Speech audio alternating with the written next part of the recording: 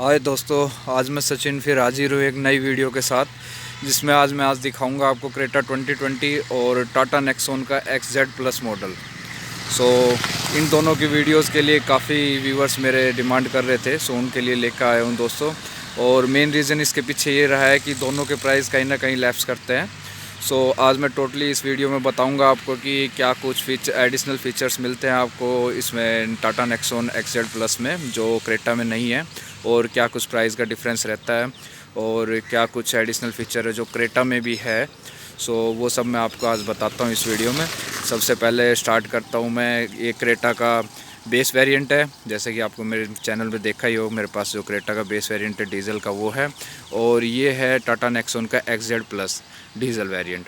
सो सबसे पहले प्राइस की बात करूँ दोस्तों, तो दोनों के प्राइस में डिफरेंस है। वो क्रेटा 2020 है बेस वेरिएंट, वो 1130 का है ऑन रोड, और टाटा नेक्सॉन की बात करूँ मैं XZ+ वेरिएंट, जो वो आ रहा है 1260 के करीब। सो सबसे पहले कॉस्ट में जो डिफरेंस की बात करूँ तो वो 130 के समथिंग है, और 130 टाटा नेक्सॉन का एक्स्ट्रा है।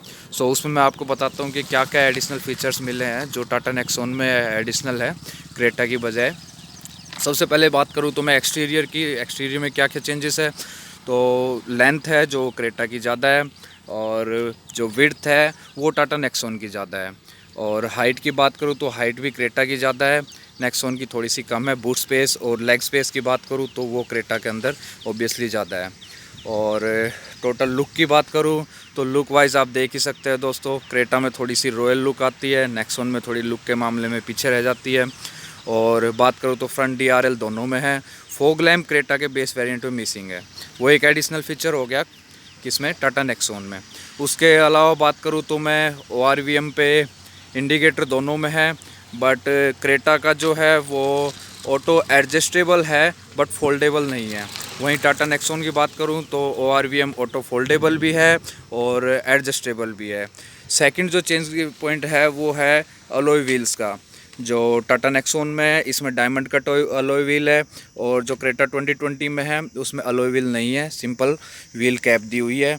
और रेयर लुक में बात करूँ तो रेयर लुक क्रेटा की बिल्कुल बेटर है, बट जो डिफरेंस है वो XZ+ और इसके अंदर क्रेटा बेस मॉडल में वो है, आपके पास एक तो रेयर वाइपर आ जाते हैं टाटा नेक्सॉन में, और डिफॉगर आ जाता है, इसके अंदर दोनों चीज़ मिसिंग है।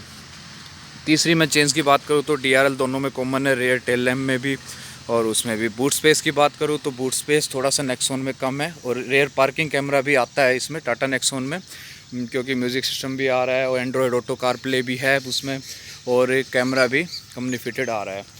इसके अंदर वो सब चीज़ मिसिंग है, ये आपको आफ्टर मार्केट लगाना पड़ेगा। कॉस्ट का डिफरेंस है 130 का, तो आप उसके लिए भी जा सकते हैं दोस्तों।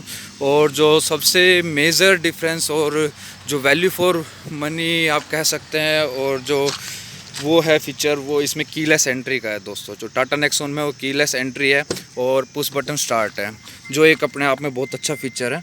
और उसके अलावा बात करूँ तो मैं इसके अंदर दोस्तों आपको जो जो फीचर्स मिलते हैं वो, एक तो इसके अंदर इंस्ट्रूमेंट क्लस्टर और ये सब दोनों में ही सेम है लगभग, लुक वाइज बात करूँ तो। उसके अलावा जो ये मॉडल है ये है जो पुराना वाला मॉडल था 2019, जो अभी नया आया है XZ+, उसके अंदर इंस्ट्रूमेंट क्लस्टर थोड़ा सा अलग है, और स्टीरियो सिस्टम भी अलग है थोड़ा सा, और एक दो एडिशनल फीचर्स और है जो पुरानी वाली से नई नेक्सॉन में एडिशनल है। वो क्या क्या है दोस्तों, एक तो टायर प्रेशर मॉनिटरिंग आ गया है जो नया वाला वेरिएंट है। दूसरा उसके अंदर सनरूफ आ गई है, इसके अंदर सनरूफ भी मिसिंग है। और दोस्तों बात करूँ तो टाटा नेक्सॉन में अगर फीचर्स की बात करूँ तो फीचर्स काफ़ी कुछ एडिशनल मिल जाते हैं इसमें, नो डाउट। उसमें जैसे कि ऑटोमेटिक क्लाइमेट कंट्रोल आ गया, क्रेटा में वो मिसिंग रहेगा, ठीक है। उसके अलावा बात करूँ तो इसमें मोड दिए हुए हैं अलग अलग, इको, स्पोर्ट्स, और ये तीनों चीज़ ये मोड दिए हुए हैं। जो मेजर डिफरेंसेस है वो दोस्तों, इसमें टोटल 10 मेजर डिफरेंसेस है जो क्रेटा और टाटा नेक्सॉन में है। सबसे पहले ऑटोमेटिक क्लाइमेट कंट्रोल आ गया, पार्किंग कैमरा, और इसमें इंस्ट्रूमेंट सिस्टम आता है, ये भी एडिशनल है। कीलेस एंट्री एक एडिशनल है। तीसरा जो फीचर्स है सेफ्टी के पॉइंट ऑफ व्यू से, वो इसमें एडिशनल फीचर्स आते हैं, ब्रेक असिस्ट, ESP और हिल होल्ड और ट्रैक्शन कंट्रोल। ये एडिशनल फीचर्स है जो टाटा नेक्सॉन में है और क्रेटा 2020 में मिसिंग है। उसके अलावा जो सबसे अच्छी बात करूँ वो है एक वन टच अप और वन टच डाउन आपका साइड विंडो। और दोस्तों उसके अलावा मैं बात करूँ तो डिफोगर और वाइपर में बता ही दिया है। एक कूल गल्फ बॉक्स है दोनों में ही, वो इसमें भी है, टाटा नेक्सॉन में भी और उसमें भी, दोनों में कूल गल्फ बॉक्स है। बट इसमें एक एडिशनल फीचर वो मिल जाता है, वो है कि लाइट इसमें एडिशनल आ जाती है गल्फ बॉक्स में, वो एडिशनल फीचर आ गया। और इसमें अगर स्टीरियो सिस्टम है तो उसके साथ 6 स्पीकर भी आ रहे हैं, जो कि क्रेटा में मिसिंग है। और उसके अलावा बात करूँ तो एक वारंटी में है, जहाँ क्रेटा कहीं ना कहीं लीड करती है, वो ये है कि क्रेटा की वारंटी 3 साल की अनलिमिटेड किलोमीटर्स है, जबकि टाटा नेक्सॉन की 2 साल और 75,000 किलोमीटर की है। एक ये एडिशनल फीचर्स मिलता है जो क्रेटा के अंदर एक्स्ट्रा है। अब कूल गल्फ बॉक्स दोनों में ही है बेस मॉडल में। अब बात करूँ तो मैं प्राइस का डिफरेंस दोस्तों 1,30,000 का है, जो आपको नेक्सॉन में एडिशनल देना पड़ रहा है।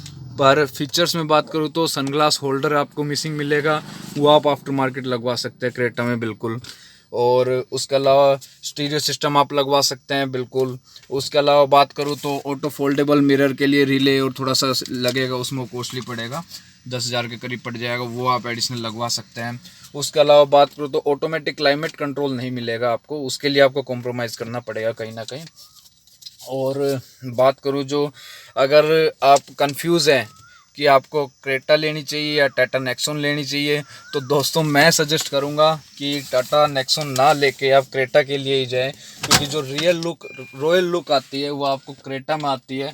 कहीं ना कहीं ये लैग कर जाता है इस चीज़ में टाटा नेक्सॉन। स्पेस की बात करूँ तो स्पेस भी क्रेटा में ज़्यादा है, और इसमें फिर भी थोड़ी छोटी गाड़ी लगती है, जो फीलिंग उसमें आती है वो इसमें नहीं आती है। अब मैं आपको क्रेटा और दिखाता हूँ अंदर से क्रेटा कैसी है। क्रेटा के केस में बात करूं दोस्तों तो इसमें ऑटोमेटिक क्लाइमेट कंट्रोल नहीं है, वो मिसिंग है। दूसरा स्टीरियो सिस्टम नहीं है, ये आफ्टर मार्केट लगवाया है। और उसके अलावा बात करूं दोस्तों तो गल्फ बॉक्स दोनों में कूल है, इसमें भी और उसमें भी। ठीक है दोस्तों, आपको मैं प्रेफरेंस दूं तो दोस्तों बिल्कुल आप बेफिक्र होके क्रेटा 2020 के लिए ही जाए, टाटा नेक्सॉन के लिए नहीं जाएं। पसंद अपनी अपनी होती है, बट जो रियल अच्छी लुक आ रही है और हर चीज़ में देखें तो, क्योंकि 1,30 में आप ये सारे फीचर्स आफ्टर मार्केट लगवा सकते हैं, सारे फीचर्स अवेलेबल है जो टाटा नेक्सॉन में है और क्रेटा में नहीं है। आप बिल्कुल आफ्टर मार्केट लगवा सकते हैं, मैक्सिमम फीचर्स लग जाएंगे। एक सनरूफ तो नहीं लगेगी, लगवानी भी नहीं चाहिए वो आफ्टर मार्केट, उसके अलावा सारे फीचर्स लग सकते हैं। तो आप क्यों ना क्रेटा 2020 के लिए ही जाएं, क्योंकि लुक वाइज, स्पेसियस, और आपको मैं बात करूं तो पिकअप भी इसका ज़्यादा है क्रेटा 2020 का। ऑब्वियसली आप बिल्कुल क्रेटा 2020 के लिए जा सकते हैं। ओके दोस्तों, थैंक्स। अगर और भी कोई क्वेरी हो या और कोई, इसके अलावा माइलेज की बात करूँ दोनों में, तो माइलेज कंपनी क्लेम कर रही है वो टाटा नेक्सॉन की ज़्यादा कर रही है, 22.4 दे रही है, और वहीं क्रेटा की है वो 21.4 है जो कंपनी क्लेम कर रही है। बट जो एक्चुअल माइलेज है वो टोटली बेस्ड करती है दोस्तों, वो आपकी ड्राइविंग स्टाइल पे करती है कि आप किस वे में ड्राइव करते हो। आरपीएम कम रखेंगे तो ऑब्वियसली माइलेज ज़्यादा देगी, और आरपीएम ज़्यादा रखेंगे तो बिल्कुल माइलेज कम देगी। और अभी तक 5,000 किलोमीटर चला चुका हूँ, उसका एक्सपीरियंस मैं आपको वीडियोस में शेयर कर चुका हूँ कि इसके माइलेज आरपीएम पे टोटली डिपेंड करती है, 20+ भी दे रही है माइलेज, कोई इशू नहीं है। और टाटा नेक्सॉन की बात करूँ तो मैं ड्राइविंग की कंफर्टनेस की वो मैं अभी बात कराता हूँ, जो मेरे चाचा जी ओनर है उनसे। चाचा जी, इसका ओवरऑल एक्सपीरियंस आपका 1 साल में कैसा रहा है इसका टाटा नेक्सॉन का? अभी ये टाटा नेक्सॉन मेरे पास अभी 1 साल से है और इसको मैं बहुत अच्छे से चला रहा हूँ, और इसका ओवरऑल एक्सपीरियंस बहुत अच्छा रहा है। एवरेज के मामले में भी ये गाड़ी मतलब ठीक है। अगर हाईवे पे क्या कुछ माइलेज दे रहे हैं, बात करते हैं हाईवे की, तो हाईवे पे इसकी जो एवरेज आती है, जो मीटर बताता है, वो आपकी 22 से 23 के बीच में रहती है। और अगर हम इसको लोकल चलाते हैं, लोकल में जो आपके इसकी जो एवरेज रहती है वो 18 से 19 के बीच में ये इसका मीटर शो करता है। तो एवरेज के मामले में ठीक है। और एसी वगैरह की कूलिंग कैसी है, कंफर्ट लेवल कैसी है, ड्राइविंग कंट्रोल? फास्ट कूल करता है, और इसका जो ओवरऑल ड्राइविंग कंफर्ट है वो बहुत अच्छा है गाड़ी का। अभी तक मुझे ये गाड़ी बहुत पसंद है। ओके, और जो ऑटोमेटिक क्लाइमेट कंट्रोल यूज़ करते हैं आप या manual? Automatic auto temperature attain कर लेता है इजीली? बिल्कुल इजीली अटेन कर लेता है, और इसकी जो कूलिंग कैपेसिटी है वो भी अच्छी है। Okay sir, okay okay. With in lesser time means आप बिल्कुल कम्प्लीटली फुली सेटिस्फाइड है? Fully satisfied. चलो दोस्तों, ये थे हमारे टाटा नेक्सॉन के ओनर। सो अब मिलता हूँ मैं एक इको स्पोर्ट्स के साथ, और मैं एक वीडियो बनाने जा रहा हूँ क्रेटा की। सो चैनल पे बने रहें, लाइक और सब्सक्राइब ज़रूर करें। धन्यवाद दोस्तों।